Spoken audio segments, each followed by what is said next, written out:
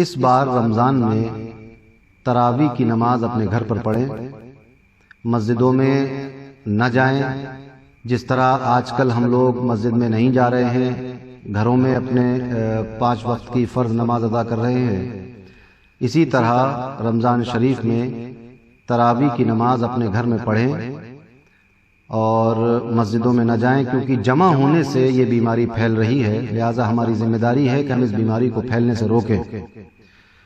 اور دوسری بات یہ کہ چونکہ اب یہ بیماری ہندوستان میں کافی تیزی سے پھیل رہی ہے اور ہمارے شہر بدایوں میں بھی کئی کیس نکلے ہیں جو پازیٹیو ہیں، اور ہماری ذمہ داری بن جاتی ہے کہ ہم بہت محتاط ہو جائیں اور بہت ہی پھونک پھونک کر قدم رکھیں۔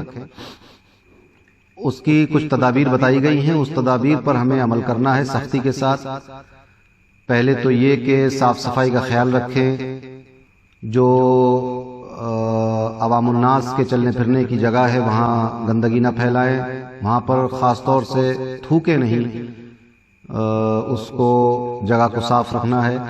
اور اگر گھر میں بھی ہم کہیں تھوک رہے ہیں تو اس پر پانی ڈال دیں، اچھی طرح سے اس جگہ کی صفائی کر دیں۔ اور رفع حاجت کے لیے یعنی باتھ روم میں جب آپ جائیں تو وہاں بھی صاف صفائی کا خیال رکھیں، بہت ضروری ہے صاف صفائی کرنا۔ اور صفائی اور ستھرائی تو ہمارے دین کا ایک حصہ ہے، النظافۃ من الایمان کہا گیا ہے کہ صفائی ستھرائی اور پاکیزگی یہ ایمان میں شامل ہے ہمارے۔ تو صفائی کا خیال رکھیں، ایک ہی پلیٹ میں کئی لوگ نہ کھائیں، برتن الگ کر لیں۔ یہ ایک ایسا موقع ہے کہ اس میں جتنی احتیاط ہم کر سکتے ہیں اس بیماری کو روکنے کی اتنی کر لینا چاہیے۔ تو برتن الگ رکھیں اور ایک دوسرے کے گلاس الگ کر لیں۔ ساتھ میں کھانے پینے سے بھی یہ ہو سکتا ہے کہ اگر کسی کو خدا نہ خواستہ اللہ نہ کرے کہ وہ بیماری ہو تو اس کے ساتھ اگر کھائیں گے پئیں گے تو بیماری لگتی ہے۔ اور دوسری بات یہ کہ بیماری سے ڈرنا چاہیے، مگر یہ کوئی شرم اور عار اور ذلت کی بات نہیں ہے۔ کچھ لوگ اس کو اس طرح سمجھ رہے ہیں کہ بہت ہی ہم نے کوئی جرم کر دیا اگر ہم بیمار ہو گئے، ایسا بالکل نہیں ہے۔ اگر بیمار ہیں اور آپ کی ذمہ داری بنتی ہے، بلکہ ہم سب کی ذمہ داری ہے کہ اگر ہمیں ذرا سا بھی محسوس ہو اپنے اندر یا کسی کے اندر کچھ، تو وہ فوراً ہاسپٹل جائے اور اپنا چیک اپ کرا لے تاکہ ایک شبہ دور ہو جائے۔ یہ بالکل ایک چھپا ہوا دشمن ہے، یہ بیماری چھپی ہوئی دشمن جو ہمیں نظر نہیں آ رہا ہے، مگر یہ ہمارے اوپر وار کرنے کے لیے بالکل تیار ہے۔ اس کو ایک مثال کے ساتھ سمجھیں کہ اگر آپ کسی ایسے راستے میں ہوں یا کسی پہاڑی میں، آپ غار میں ایسے ہوں جہاں اندھیرا ہو اور وہاں سانپ اور بچھو کے آنے کا خطرہ ہو، تو آپ کتنے چوکنے رہیں گے۔ تو بس اسی طرح چوکنا رہنے کی ضرورت ہے۔ ہر وقت اپنے دماغ کو اور آنکھوں کو کھلا رکھیں اور ایک دوسرے کے پلیٹ میں نہ کھائیں، الگ الگ رہیں۔ رمضان شریف میں تراویح اپنے گھر میں پڑھیں۔ پبلک پلیس پر جہاں پر لوگوں کا آنا جانا ہے، آمد و رفت ہے، لوگ ضرورت کا سامان لینے کے لیے باہر نکل رہے ہیں، وہاں تھوکے نہیں، گندگی نہ پھیلائیں۔ اور دوسری ایک اور بات یہ ہے کہ بغیر ڈھانٹا اور ماسک لگائے ہوئے باہر نہ نکلیں۔ میں بھی ماسک لگاتا ہوں، مگر اس وقت چونکہ میں اکیلا ہوں یہاں پر خانقاہ میں، کوئی بھی نہیں ہے یہاں پر، اکیلا ہوں، اس لیے میں نے ماسک نہیں لگایا ہے۔ ورنہ اگر یہاں پر کوئی ہوتا تو میں بھی ماسک لگاتا۔ ویسے تو جب سے لاک ڈاؤن ہوا ہے میں باہر نہیں نکلا ہوں گھر سے، تو میں اپنے گھر میں ہوں، اس لیے میں ماسک نہیں لگائے ہوا ہوں، اور میں بالکل اس وقت کوئی دوسرا بھی یہاں پر نہیں ہے، ورنہ میں بھی ماسک لگاتا۔ تو ماسک لگائیں، بغیر ماسک لگائے ہوئے باہر جائیں گے تو آپ پر قانونی کارروائی ہوگی، اس دقت کا سامنا کرنا پڑے گا۔ لہٰذا ماسک لگا کر ہی نکلیں، اور بلا ضرورت تو بالکل نکلیں ہی نہیں۔ بہت ضرورت ہے، کوئی ضروری سامان لینا ہے کھانے پینے کا یا بچوں کی دوا یا دودھ کے پیکٹ، تبھی گھر سے باہر نکلیں، ورنہ باہر نکلنے کی کوئی ضرورت نہیں ہے۔ اور ضلع بدایوں کے جتنے بھی ائمہ ہیں، مؤذن ہیں، میں ان تک یہ پیغام پہنچانا چاہتا ہوں کہ اپنی مسجد میں اذان دیں اور اذان دینے کے بعد یہ اعلان کریں مائک پر کہ لوگ گھروں سے نہ نکلیں، نمازیں اپنے گھروں میں پڑھیں، بلا ضرورت دروازے پر آ کر کھڑے بھی نہ ہوں، چھتوں پر ایک دوسرے سے کھڑے ہو کر بات بھی نہ کریں۔ ہمارے یہاں پر آبادی بہت گھنی ہے تو چھتیں ملی ہوئی ہیں، تو لوگ گھروں سے باہر نہیں نکل رہے ہیں مگر چھتوں پہ کھڑے ہوئے ایک دوسرے سے بات کر رہے ہیں بہت پاس پاس کھڑے ہو کر، ایسا بھی نہ کریں۔ تو مسجدوں سے امام لوگ اور اذان دینے والے لوگ یہ اس بات کا اہتمام کریں کہ ہر اذان کے بعد واضح لفظوں میں یہ اعلان ہو کہ کوئی بھی گھر سے باہر نہ نکلے، نمازیں گھروں میں پڑھیں، بغیر ماسک لگائے ہوئے باہر نہ نکلیں، ایک ڈسٹینس بنا کے رکھیں۔ اور جو سبزی والے گھروں محلوں میں گلیوں میں آ رہے ہیں ٹھیلا لے کر سبزی فروخت کرنے کے لیے بیچنے کے لیے، ان سے بھی سبزی لیتے وقت بہت احتیاط کیجیے گا۔ سبزی کو لے کر ایک دم ڈائریکٹ پکا نہ لیں، کوئی پھل خرید کے فوراً کھانا شروع نہ کر دیں، بلکہ ان کو اچھی طرح سے دھوئیں، اور جو طریقہ ہے صاف سے وائرس کو دور کرنے کا، دھونے کا، سینیٹائز کرنے کا، اس کے بعد ہی کوئی چیز آپ گھر کے اندر لے جائیں۔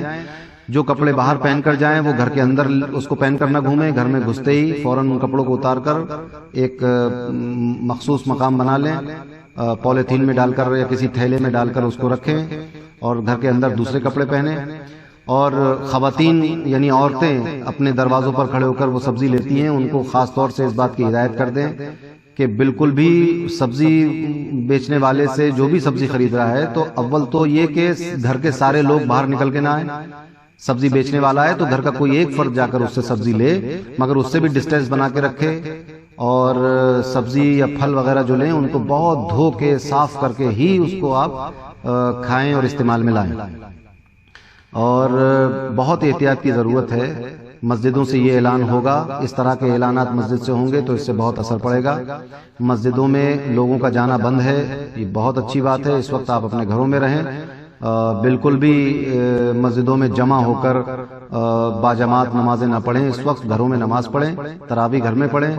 اور مسجدوں سے یہ اعلان ہر نماز کے بعد بہت واضح لفظوں میں ہونا چاہیے کہ گھروں میں رہیں، باہر نہ نکلیں، باہر نہ تھوکیں، اور جہاں بھی کوئی گھر کے اندر بھی کہیں تھوکیں یا رفع حاجت کو یعنی ٹوائلٹ وغیرہ جائیں تو بہت اچھی صفائی کریں اس ٹوائلٹ کی، اور جہاں تھوکیں وہاں پر اس کو فوراً صاف کر دیں۔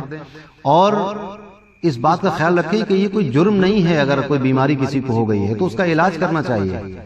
تو بھائی جو بھی ضلع بدایوں میں جو بھی باہر سے آیا ہو وہ فوراً اپنا چیک اپ کرا لے، کیونکہ ایسا نہ ہو انجانے میں اس کی وجہ سے وہ خود بھی مصیبت لے، بیمار ہو جائے، اور اس کے ملنے جلنے والے، اس کے ماں باپ، اس کے بھائی بہن، اس کے بچے، اس کی بیوی بھی اس سے متاثر ہو۔ آپ اگر پولیس کو یا ڈاکٹر سے رابطہ نہیں کر پا رہے ہیں تو آپ خانقاہ کے نمبر آپ کو معلوم ہے، اس سے پہلے کی ویڈیو آپ دیکھیں خانقاہ کے پیج پر جا کر، جس پر میں نے اپیل کی تھی کہ لوگوں کو جس حد تک ہو سکے راشن پہنچائے، اس پر ہمارے نمبر ہیں، آپ خانقاہ کو فون کر دیں، انشاءاللہ بہت ہی سکون کے ساتھ آپ کا چیک اپ ہوگا، آپ کے ساتھ بالکل بھی زیادتی نہیں کی جائے گی اور نہ ہونے دی جائے گی۔ آپ اس خوف کو دل سے نکالیں، کیونکہ یہ اس خوف کی وجہ سے آپ گھر سے نہیں نکلیں گے، کسی کو بتائیں گے نہیں تو آپ کا پورا گھر متاثر ہو سکتا ہے۔ اور آپ دیکھیں کہ اس بیماری سے متاثر ہونے والے الحمدللہ ہندوستان میں ایسا نہیں کہ سارے لوگ جو ہے وہ اس بیماری سے متاثر ہو کر انتقال ہو گیا، مر گئے، ایسا نہیں ہے، بلکہ اس سے صحت یاب ہونے والے لوگوں کی تعداد زیادہ ہے۔